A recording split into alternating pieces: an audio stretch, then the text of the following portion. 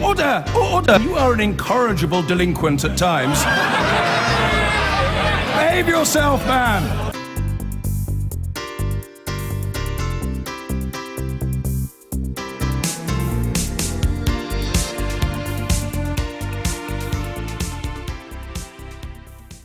Now, you may be aware that this week the Supreme Court will consider whether the government should be allowed to trigger Article 50 without the approval of Parliament. Other interested parties will be allowed to offer legal arguments this week, amongst them the Scottish Government, and its submission will be argued by its most senior law officer. Well, I'm joined now by Stephen Gethins, the SNP's Europe spokesman. Very good morning to you, Mr. Gethins. Now, obviously a lot of technical language around, but given that the Scottish view was not in the original High Court case, just summarise Scotland's position, or the Scottish Government's position? Well, in short, the decision to leave the European Union will have a very significant impact on areas of responsibility to the Scottish Parliament. You know, you think climate change, the environment, food and drink industry, so very significant impacts on areas that are devolved to Scotland under the Scotland Act. Now, one thing that's never happened before is that the UK Parliament has not legislated for issues that affect the Scottish Parliament's areas of responsibility without consenting, without the consent of the Scottish Parliament. So it's basically that. It's basically seeking that the Scottish Parliament should have a say over the areas over which it has responsibility. Should have a say? Does that mean it could have a veto? Are you saying that the Scottish Parliament could have a vote on either when Article 50 is triggered, or indeed if it is at all? It should certainly, I think, have a vote on it. I think that's a reasonable thing. These are areas of the Scottish Parliament. Now, one thing that the Scottish Government did in the aftermath of the EU referendum was it sought the agreement of the different parties in Parliament, and they passed a resolution that the Scottish Government should go out and try and secure its relationship with the European Union, because let's not forget that Scotland voted overwhelmingly to remain part of the European Union. That has to be respected, and critically, devolution has to be respected as well. So I think that's going to be part of the arguments that are made in the Supreme Court this week. Doesn't the overall referendum result have to be respected, even if it is technically and indeed legally possible for the Scottish Parliament to have this blocking vote? I mean, morally, it's not right, is it? The First Minister has been very clear. You talk about issues of morals. The First Minister has been very clear that we respect the decision of the people of England and Wales to leave the European Union. But of course, the people of Scotland voted to... But it was a UK vote, well, it may which be, but the people of Scotland voted to remain part of. They voted to remain part of it. Well, let me put this to you. Are we remaining part of the single market? So even when the Conservatives, in their manifesto, said that we'll have to have the EU referendum, they still promised that we'd remain part of the single market. Now, I think it's wholly adequate the Scottish Parliament should have a say, because this will have a very significant impact on its areas of devolved responsibilities, like all the devolved administrations. But you're saying have a say.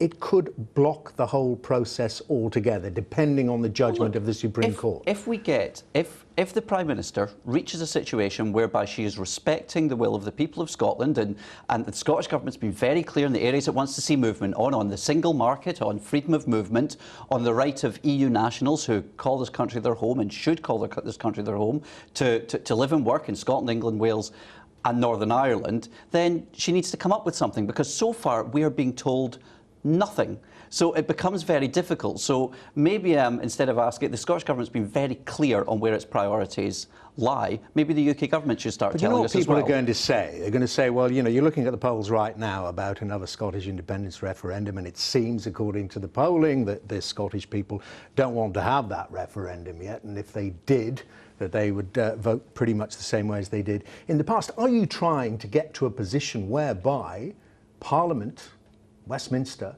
votes for Article 50 to be triggered, the Scottish Parliament votes against, and then you have the mother of all constitutional problems? There's a lot of ifs, buts and maybes in there. This is not the situation in which we wanted to find ourselves. You know, I mean, let's get that straight away. We campaigned hard, the SNP campaigned hard to remain part of the European Union, and that was reflected in the vote in Scotland. This is not the situation in which we wanted to find ourselves in, but we need to make the best of it. And making the best of it is trying to maintain membership of the single market, freedom of movement, EU nationals. We've been clear on what we want. The UK Government have not been clear on what they want. Well, just be clear and explicit. If the Supreme Court gives the Scottish Parliament the powers to at least delay Brexit? There is a possibility that the vote, it's up to the will of the MSPs, but there is a possibility that might happen. I'm not an MSP, but that is a matter for the MSPs. Now, the MSPs need to reflect the decision of the people of Scotland, and we need to respect the decision. And that means the UK government needs to start and talking seriously to the devolved administrations, something it's not been doing thus far. But you talk about, back to the independence side of things, you talk about access to the single market. Of course, the biggest single market for Scotland is England. Well, so that market is not going to disappear. I mean, just as England's going to continue to trade and work with the rest of the European Union, so too will Scotland and England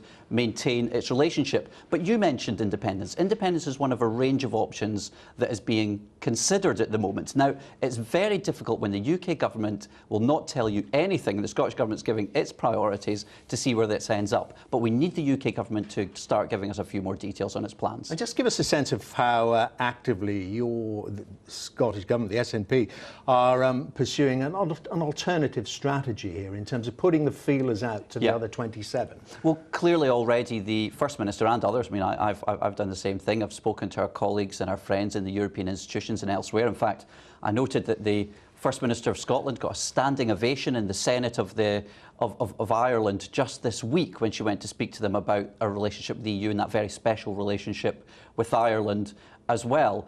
But this is an issue that the UK government needs to start talking to the devolved administrations as well. Stephen Gethin's, very good to see you. Thank you very much indeed. SNP's Europe spokesman there. Now then, the government's going to be making its case to the Supreme Court this week that it should be able to take Britain out of the EU without parliamentary consent. All 11 Supreme Court judges will sit at the hearing, but the High Court was clear, that's the previous court that heard it, was clear in its earlier ruling that Parliament did need to be consulted about triggering Article 50. So does the government have a chance of winning? Well, I'm joined now by Andrew Hood, who used to advise David Cameron, is now a senior director at the law firm Deckett, and thinks that they won't win. But Victoria Hewson, who's also with me of the Legatum Institute's Special Trade Commission, thinks they will. So let's start with you, Victoria. What do you think are the grounds for the Supreme Court overturning the High Court's decision? Well, I think saying I think they will win is putting it a bit strongly. I think they've got a good case. Yeah. Broadly speaking, the government's case is that, in fact, Parliament has already approved this. Article 50 was in the Lisbon Treaty, which was enacted into English law by Parliament in a 2008 Act, and they didn't qualify or limit or control the government's right to trigger that in the way that they did with certain other articles of the Lisbon Treaty, where they specifically said you need parliamentary approval before you do a certain action under Article 48, for example. So, and the other side of it is, of course, the Referendum Act itself was very much Parliament saying we are handing this decision to the people. Speeches in an advisory capacity, though. The word advisory wasn't actually used in the debate or by the government or by the Labour members who spoke. That was, the word advisory appears in a briefing note, page 25 of a briefing note, which arguably the speeches made by the Foreign Secretary, Philip Hammond at the time, and the Prime Minister should carry more weight. Oh, well, I mean, I saw you nodding to some of that, Andrew. There is a chance that the Supreme Court may see it a different way then. Absolutely, and again, perhaps being overly rational at this time of the morning, but I wouldn't honestly say that the government will lose either. I think they will have an uphill struggle, given the judgment of the High Court that we've heard, and the emphasis they place on parliamentary sovereignty and the right of Parliament to give its view before the government takes an action that takes us potentially out of the European Union and has an impact on legislation Parliament passed in the 70s. But so I think it's an uphill struggle to overturn that judgment, but as Victoria said, there are some good points there that the government has to make. Will we get anything else? I mean, if they do agree with the High Court, the Supreme Court judges, will we get something like a remedy if you do this, the idea of it being a one-line or two-line bill that just says you have the power? No, I don't think we'll see that. We'll see what's called a declaratory relief, which is to say that Parliament should be consulted and then it's for the government to take that forward, and I think we would expect them to do that. The one slight interesting wrinkle we may see in all of this, of course, is that the Supreme Court says the issue of Article 50 and whether it can be revoked or not revoked is central to the case. And if there's some uncertainty there, then of course it's open to the Supreme Court. Well, I mean, no, but because on that Lord Kerr, who of course was closely involved in inserting Article 50 when the Lisbon Treaty was being written and put together, I mean, he seems to take the view that it could be reversed, even if it had been triggered. Yeah, there's certainly been debate outside of the court on that matter. I believe the parties on both sides, on all sides, proceeded on the basis that it was irrevocable, and that, in a sense, it didn't really matter for the purposes of the current case whether it was revocable or not. So hopefully we'll be spared the further agonies of a reference up to the ECJ. OK, well, in terms of powers in the land, we're also leaving out of this something for which there's no legislation, it seems, and that is, you know, the public opinion as expressed by some of the newspapers. Now, we saw with the High Court the enemies of the people line being taken. How do the Supreme Court judges put that behind them, put it away altogether? I mean, they're so used to that. That's why they're Supreme Court judges. That's right. I mean, this is obviously a very constitutionally important case and something that's really captured the public imagination, but it wouldn't be the first time the Supreme Court's heard a similar case, and there are arguments on both sides of this case, and I think there are credible arguments on both sides. The fact of the matter is, the point has been put to the courts. Quite rightly, the courts are looking at that, and they will judge upon the facts that are presented to them and the legal arguments that are presented to them. I have no doubt that the Supreme Court judges will apply their minds to the issues that are presented by both the government and by the other side of the argument, and they'll come to the judgment that's based on the law. But what are the discussions going on in the Inns of Court? What are the discussions going on between the senior figures within the judiciary after that reaction to the High Court decision, and in terms of what the government did to speak up and say, we don't agree with the decision, but it's your right, that's why we have an independent judiciary? Did they think enough was done? Well, I mean, I'm a solicitor, not a barrister, so I'm sadly not privy to the discussions in the Inns of Court. I think there were certain people who were very offended and certain people who thought that, you know, government figures should have stood up for them a bit more. I know you had the lady from the Bar Council on today who was much saying more, just that. Well, she was much more relaxed about it and actually said that the papers have the right to say these things, and we just need to respect the judiciary. Well, we'll watch that with very great interest. Thank you both very much indeed. Back to hardcore, straightforward politics.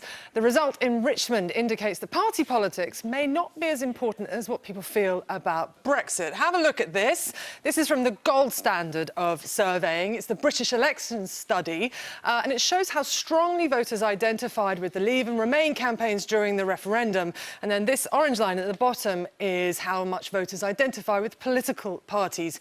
You can see it's pretty obvious that people identified with either side of the referendum much more strongly than political party. Now, the Lib Dems attribute their win in Richmond to voters from other parties voting for them because they cared much more about this peak, Remain, than they did about their traditional party.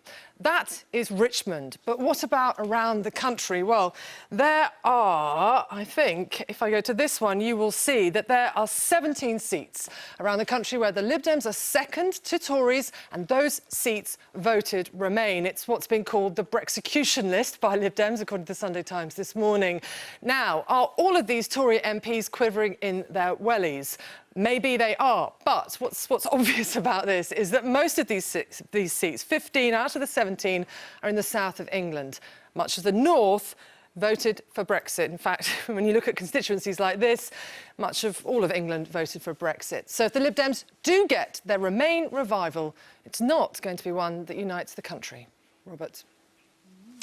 So, I've got Ed and Saida here. I was just moaning about how I hate all these words. Brexit on Sunday, I guess, is where we are now. But just on this issue of the importance of how you voted, Remain or Leave, and whether that now trumps party political allegiance.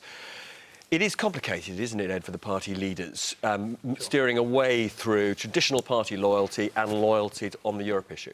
Well, these parties have been here a long time, and in a first-past-the-post system, they are important and have proved to be robust, and but nobody can take things for granted. Change can happen. And I think the other thing I would say is that we make a mistake. Clearly, the two main parties are divided between Remain and Leave. They clearly were. But actually, this Remain-Leave, this 51-49 divide, is actually quite dangerous, because it seems to me there's three groups. There is those people who say, maybe 10% of the country, we never wanted to leave, reverse it as fast as possible, do what you can right now, is what the Liberal Democrats are appealing to. A very urban view. You think it's as few as 1 in 10? I think that, you know, that at any cost, the kind of people who wanted to be in the single currency. Then on the other side, you have the hard Brexit view, tend to be more likely to be conservative, maybe 30%, get as far away as we can. And then in the middle, there is a big pragmatic centre. So you think the majority? Some of whom voted for in, some of whom voted for out. What people want, though, is a sensible solution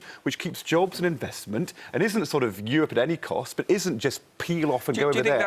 And the question is, who can unite that centre? And at the moment, Theresa May is not doing that. Can Labour do that? Somebody's got to speak for the middle, which says, let's get a sensible, pragmatic solution and not lurch to an extreme. Is that right, though, Saida? Do you think the vast majority of people, they've accepted that we're leaving, but they're not ideological about the nature of how we leave, that they just want what works? Do you think that's right? I think so, and I think the more we keep talking about is Brexit going to happen or not, the worse we make the situation. It is going to happen. We just need to now find a practical What about this hard-soft divide? Is that a helpful distinction? We just need a sensible Brexit. We need we need a clever Brexit. We need one that's going to work for the whole of Brits. We're not interested in what words you give it. But I think what the referendum also showed, Robert, was that there is a real thirst for direct democracy, where people kind of feel if they vote for political parties, it's the same old, and nothing will ever change. Whereas when you get referenda or petitions or protests, it's very, very direct. You can make an immediate difference. And I think that shows a much broader concern about the end of parliamentary politics. Could I just pick up on one aspect of Labour's current position? We heard Labour's leader Jeremy Corbyn say yesterday that if Theresa May puts a bill before Parliament in order to get authorisation for triggering Article 50, we obviously won't know whether she has to till the Supreme Court makes its judgment, but most people, I think that she will have to present such a bill to Parliament. He has said that Labour would seek to amend that bill to an extent to tie her hands in the negotiation, because he wants pretty much full access to the single market and he wants protection for workers' rights and environmental issues. Is he right to try and amend that bill? Well, I think if Jeremy Corbyn is seeking to use an amendment to try and reverse the decision and go backwards, I think that would be a mistake. I think if he tries to amend the bill, for example, to enshrine free movement, which he was talking about yesterday, that's pretty catastrophic for Labour. However, it's sensible for the opposition to be trying to tie the government down to a view, to an approach, to have a debate. The thing which seems to me really the issue here is we have a Prime Minister who is still allowing, 6 months on, chaos. What does Boris Johnson think? What does David Davis think? What does Theresa May think? The country is crying out for leadership from the Prime Minister. We want to know what's her vision. What is she for hard or soft? Where does she want to take the country? Not every detail. Unless she gives us a vision, everybody else is going to say, we don't know where we're going. Ed's right, isn't it? It is deeply troubling for people that we don't really get an idea of what Theresa May's vision for Britain outside the EU. Well, she laid it out right at the beginning, when there is this confusion about are we leaving, are we not leaving, where does the Labour Party, where does Labour stand on this? I think what she said is Brexit means Brexit. But now it's a negotiation process. Soft? Well, look, having spent time in the Foreign Office, this is now a negotiation process, and I think it's incredibly important that what we don't have either from the opposition or indeed from my colleagues in Cabinet, what we don't have is a kind of a day-by-day account of what those negotiations will look like. Day-by-day is one thing, but a vision of